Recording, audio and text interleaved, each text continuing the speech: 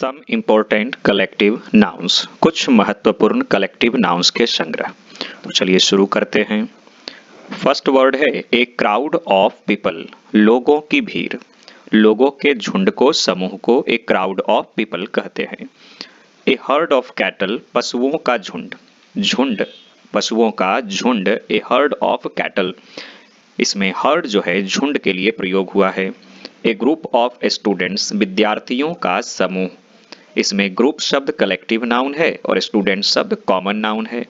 A cluster of stars, तारों का झुंड। ए क्लस्टर ऑफ स्टार्स, तारों का झुंड। ए गैंग ऑफ रॉबर्स, डाकुओं का समूह। ए गैंग ऑफ रॉबर्स, डाकुओं का समूह। ए nest of ends, A nest of ends, चींटियों का झुंड। चींटियों के झुंड को ए नेस्ट ऑफ एंड्स कहते हैं। चींटियां भी एक झुंड में, एक क्रम में चलती है, उसी को नेस्ट ऑफ एंड्स कहते हैं। नेस्ट मतलब घोंसला भी होता है और नेस्ट मतलब चींटियों का झुंड भी होता है। ए सीरीज ऑफ इवेंट्स, घटनाओं का क्रम, यानी बहुत सारी घटनाएं एक क्रम में घट रही है, उसी को सीरीज ऑफ इवेंट्स कहते हैं। ए बंडल ऑफ क्लोज, आठवां देखना है, ए बंडल ऑफ क्लोज, कपड़ों का गांठ या गट्ठर। ये कपड़ों का एक गांठ या गट्ठर है तो उसको बंडल कहते हैं। 9th number, a flock of birds, चिड़ियों का झुंड। जब चिड़ियां एक जगह पे समूह बनाकर बैठी हो तो उसको फ्लॉक कहा जाता है। वही चिड़ियां अगर समूह में उड़ रही हो तो उसी को फ्लाइट कहते हैं। तो ए फ्लॉक ऑफ बर्ड्स या ए फ्लाइट ऑफ बर्ड्स भी होता है। ए ट्रूप ऑफ डांसर्स, नर्तकों की मंडली। ए ट्रूप ऑफ डांसर्स, नर्तकों की मंडली। ए ज्यूरी ऑफ जजेज, न्यायाधीशों का समूह। न्यायाधीशों के समूह को ज्यूरी कहते हैं। जज मतलब न्यायाधीश और न्यायाधीशों के समूह को ज्यूरी कहते हैं। ए ट्रूप ऑफ चिल्ड्रन, बच्चों का समूह। ए ट्रूप ऑफ चिल्ड्रन, बच्चों का समूह। ए सूट ऑफ रूम्स, कमरों का सेट, कि एक साथ कई कमरे हैं, उसी को ए सूट ऑफ रूम्स कहते हैं। ए पाइल ऑफ बुक्स, पुस्तकों का गट्ठर, पुस्तकों का बहुत सारा संग्रह है तो उसको पाइल कहते हैं, PILE, पाइल ऑफ बुक्स, पुस्तकों का गट्ठर। A chain of mountains, a chain of mountains, पर्वतों की श्रृंखला। पर्वतों की श्रृंखला को चेन या सीरीज, माउंटेन्स के ही श्रृंखला को सीरीज भी कहते हैं, चेन भी कहते हैं। A chain of mountains, a series of mountains. और अगला है ए बैंड ऑफ म्यूजिशियंस, संगीतज्ञों की मंडली, कि बहुत सारे म्यूजिक कंपोजर्स जो हैं, म्यूजिशियंस, उनके समूह को बैंड कहते हैं। ए वॉली ऑफ एरोज, बाणों की वर्षा, कि बहुत सारा बाण एक साथ, जैसे आप देखते हैं कि महाभारत के युद्ध में एक तरफ से जो है बहुत सारी बाण एक साथ जा रही है शत्रु के ऊपर गिरने के लिए, तो वो है बाणों की वर्षा, ए वॉली ऑफ एरोज। पत्थरों की वर्षा,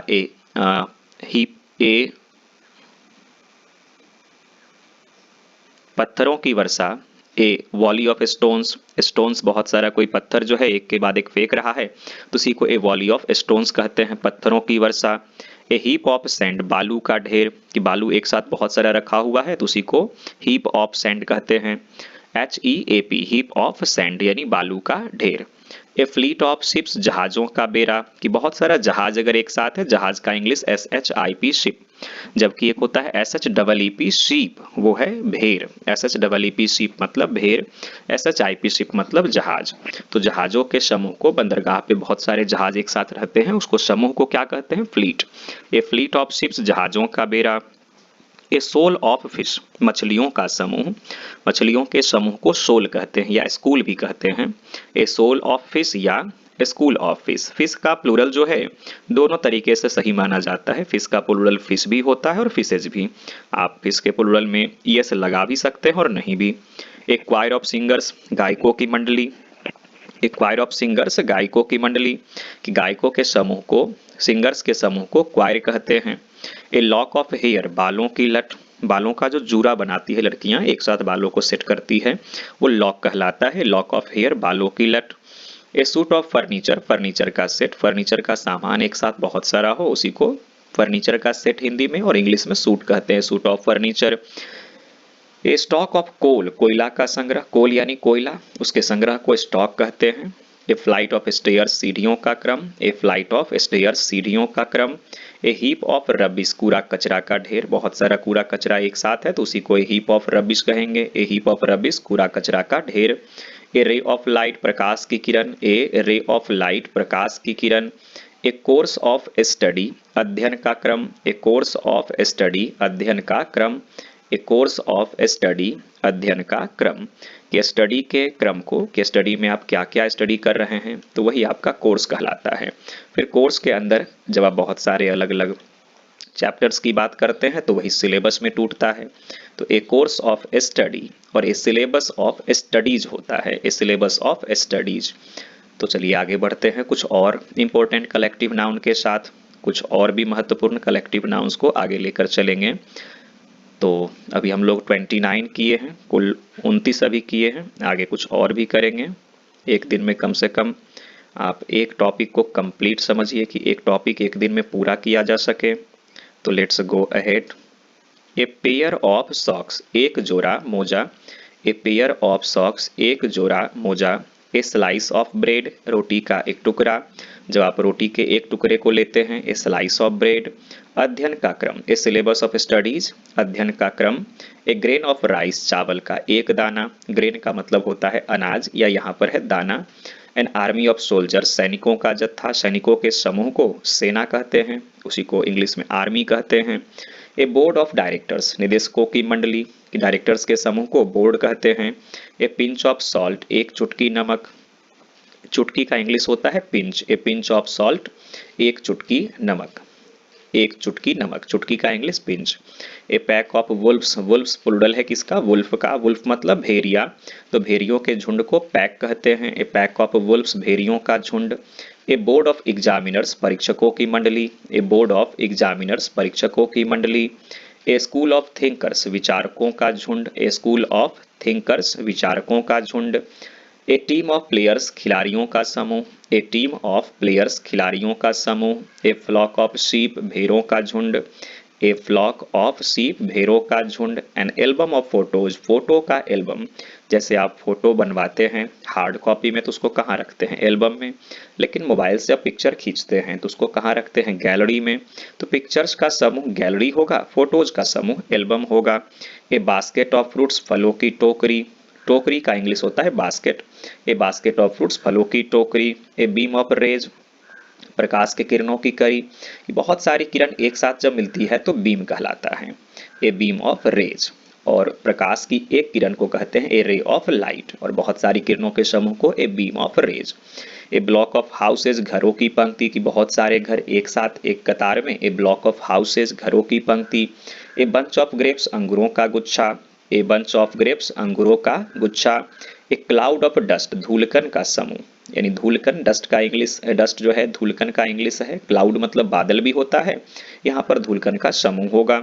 ए फैमिली ऑफ लैंग्वेजेस भाषाओं का परिवार, हर एक भाषा का अपना एक परिवार होता है, उस परिवार में बहुत सारी एक जैसी भाषाएं होती है। जैसे हिंदी के ही परिवार में हिंदी की कई और भी जो है रूप है, हिंदी के कई और भी प्रकार हैं, तो वो एक परिवार कहलाता है जिसमें कई भाषाएं एक जैसे लगने वाली एक साथ रहती हैं। ए फैमिली ऑफ लैंग्वेजेस भाषाओं का परिवार। ए गैलरी ऑफ पिक्चर्स तस्वीरों का समूह। A group of islands, islands S silent है शुरुआत वाला, आई के जस्ट बाद जो एस है वो साइलेंट है यहाँ पर। आइलैंड्स यानी टापू, टापू के समूह को कहते हैं group of islands. A league of states, A league उच्चारण क्या है league, LEAGUE league, A league of states राज्यों का संगठन। ए रोल ऑफ नेम्स नामों की सूची, जैसे आप नाम लिखवाते हैं तो रोल नंबर आपको मिलता है, ए रोल ऑफ नेम्स नामों की सूची। ए रो ऑफ ट्रीज पेड़ों की पंक्ति, ए रो ऑफ ट्रीज पेड़ों की पंक्ति। ए सावर ऑफ रेन्स, सावर सोअर नहीं पढ़ेंगे सावर, ए सावर ऑफ रेन्स वर्षा की बौछार बारिश की बौछार, ए सावर ऑफ रेन्स वर्षा की बौछार। ए स्टॉक ऑफ गुड्स सामान का ढेर, बहुत सारा सामान एक साथ है तो a stock of goods, good मतलब अच्छा लेकिन गुड्स मतलब सामान। A set of rules, a set of rules नियमों का समूह। ए सी ऑफ ट्रबल्स कष्टों की बहुलता, ए सी ऑफ ट्रबल्स कष्टों की बहुलता, बहुत सारा कष्ट है एक साथ जीवन में तो ए सी ऑफ ट्रबल्स।